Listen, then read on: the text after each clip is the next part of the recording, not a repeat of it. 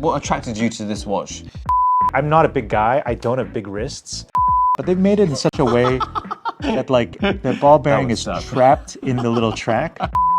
Tell me about the three you've chosen. Any of these watches like a significant first watch or a beginner No. from the collection? None of these three watches are like significant watches, but they do kind of represent the sort of things that I'm interested in, Yeah. things that I look for in watches. One really important thing in terms of like what I collect is when I put it on, I gotta feel like it's comfortable. Like this is why I don't wear large watches anymore, because like I never feel comfortable in a large watch. Like visually, I don't feel comfortable, but also just like physically, I feel like, oh man, I got this thing on me that's always rattling around a bit. And you know, like I'm not a big guy, I don't have big wrists. There's actually a very clear limit of like what physically fits me and what physically doesn't. But if it were a bigger watch, but in titanium, something very light, would that help at all? No. It's not about the weight, to be honest. Okay. Like, in fact, there's something very satisfying about having a very heavy, small watch. Like having a platinum or a white gold watch with the bracelet, right? It's super satisfying. Yeah. I love that. The diameter and the physical space it occupies on my wrist makes a big difference. Feels out of place. Feels out of place for me. Where do we start? All right, we can start with this one I'm wearing. So this is a Patek 2460. I collect a fair amount of like old Pateks, like old time only Pateks. This particular one is from the early 50s. This is a 31mm case. It's got these really interesting lugs that have very sharp facets to it.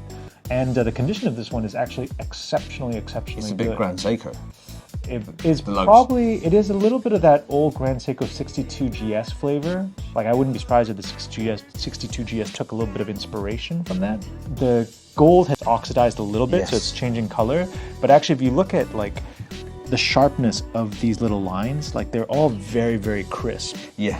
And that's kind of how you tell, you know, a good condition old Patek from a kind of crappy condition one. Been repolished and Yeah, because if that was repolished, right? Also, the hallmarks wouldn't show up. So there's a hallmark on the side of the case, a gold hallmark. So like the fact that that's still crisp and defined is super important. Back in the day when Patek did their lettering, they used this technique called hard enamel. And so there's the layer of like hard enamel that's been built up with the ink, and that gives that Patek logo a little bit of a kind of bumpy look. Like it looks like it's been embossed. Yes. And that is something that they no longer do. In fact, very few brands can still do that. If you clean a dial, you generally will lose that. So when you're buying vintage Pateks, you should always be looking for crisp hallmarks. Like those are the very basic minimum things you should be looking at. What attracted you to this watch For initially? me, so many reasons, right? Like the fact the condition is great obviously means that at least I'll look at it. And then the other thing is that the shape of the lugs, the shape of the case is amazing. The markers are amazing too. Like I love those diamond triangular shaped markers. I think those are super interesting. And the blued second hand. The blued second hand is not that common among older Pateks, so it was really lovely to see it here. Size-wise, is this probably a bit smaller than you prefer, or? This is probably the limit in terms of how small I'd go. I mean, 31mm for Patek is like one of their classic standards.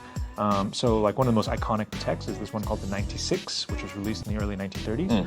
And the 96 kind of set Patek's standard at the time for like, okay, if we're gonna do like little classic calatrava dress watches, they're all gonna be about 31mm. And then over the years, they got bigger and bigger and bigger. And then as they got bigger and bigger, they actually became less and less kind of appealing to me. Like I actually love these older sizes and I just think they look so good. From 31 to this one's a 36? This is 30, it's 36.1 or something like that. I don't know why Lange wanted to make such a big deal that it was 0.1, but so be it. This is the little Lange one. So this is not the normal Lange one. This is the little Lange one, which originally was for the Japanese market, and then they kind of rebranded it as like the ladies Lange one. But honestly, I actually much prefer the little Lange one size to the regular Lange one size. I've owned both sizes, and in the end, I sold all my normal Lange ones and I kept the ladies ones. So the men's size is 38? 38.5. What I love about this is the fact that it's got this great guilloche pattern on it. So like that concentric engraving all over the dial.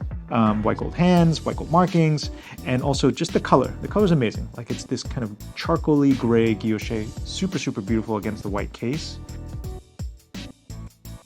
You know, the other thing is, despite all the kind of hype and waiting lists and all that for buying watches, the little Lange one ladies watch did not have any of that sort of nonsense. Like people weren't really looking for these watches. It came on this like very whitish pale gray strap, which made it look a little feminine. So I just changed out the strap, and then it's perfect for me. I love it. And this is in platinum? This is in white gold.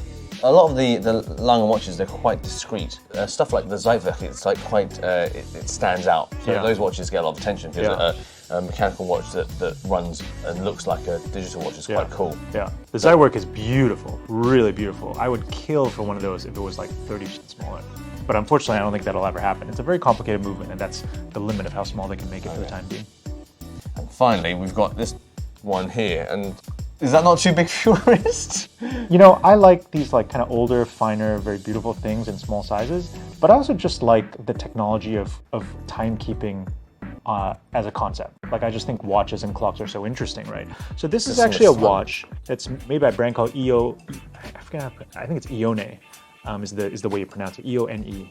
And it's a watch for blind people. Okay. Yeah.